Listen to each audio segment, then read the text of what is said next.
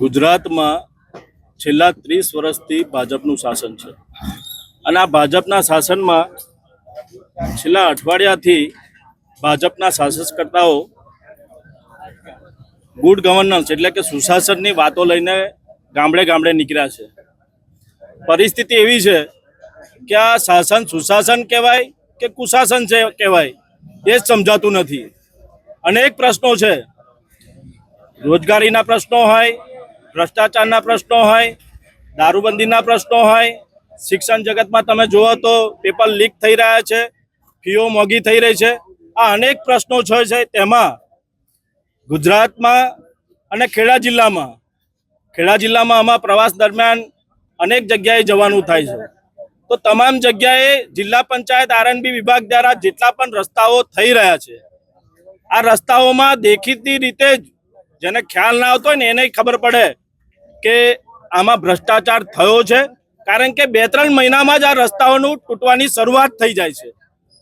એમાં આરસીસી જે રોડ બને છે એમાં એસ્ટિમેટમાં જ છે કે એની આજુબાજુ પુરાણ કરવું એટલે સાઇલ શોલ્ડરિંગ કરવાની એસ્ટિમેટની આઇટમ છે।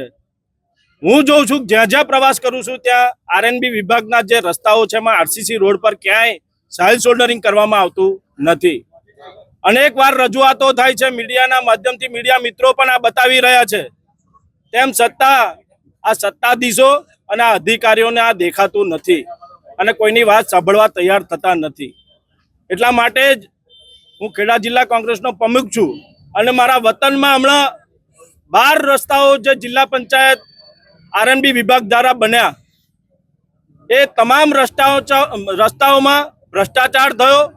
આ રસ્તાઓ તૂટવાની શરૂઆત થઈ ગઈ અને આરસીસી જે રોડ બન્યા છે તેની આજુબાજુ મેં કીધું એમ સાઇલ શોલ્ડરિંગ કર્યું નથી। એટલા માટે કાર્યપાલક ઇજનેરને રૂબરૂ બોલાવી લાવ્યો 2 મહિના પહેલા। એમને આ તમામ રસ્તાઓ પર વિઝિટ કરી, તેમને જોયું અને એમને સ્વીકાર્યું કે આ કામ બાકી છે ને થયું નથી ને ભ્રષ્ટાચાર થયો છે। હું સમૂહ કરાવી દઈશ એવું આશ્વાસન આપ્યું, પણ તેમ છતાં થયું નહીં। ત્યારબાદ મેં ઉપરાછાપરી 3 અરજીઓ કરી કે ભાઈ આ રસ્તાઓમાં ભ્રષ્ટાચાર થયો છે, 2-2 મહિનામાં જ આ રસ્તા તૂટી જવા પામ્યા છે, તમે આ રસ્તાઓનું સમારકામ કરાવો અને આ એજન્સીઓ સામે કાયદેસરના પગલાં, તપાસ રોકીને કાયદેસરના પગલાં લો। તેમ છતાં આ કામ કરવામાં આવ્યું નથી।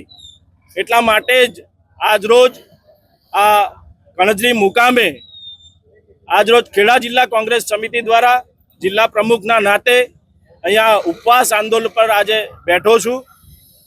અત્યારે વર્તમાન સમયમાં આ શાસકો એટલા બેફામ થઈ ગયા છે કે કોઈનું સાંભળવા તૈયાર નથી, રજૂઆતો ગમે તેની હોય એને ધ્યાન પર લેવા તૈયાર નથી। અને મને છેલ્લે દેખાયું કે ગાંધી ચિંધ્યા માર્ગે ઉપવાસ આંદોલન કરીશું તો આ અંગ્રેજોના બરોબરી જે શાસકો છે એ લોકોની આંખો ઉઘડશે।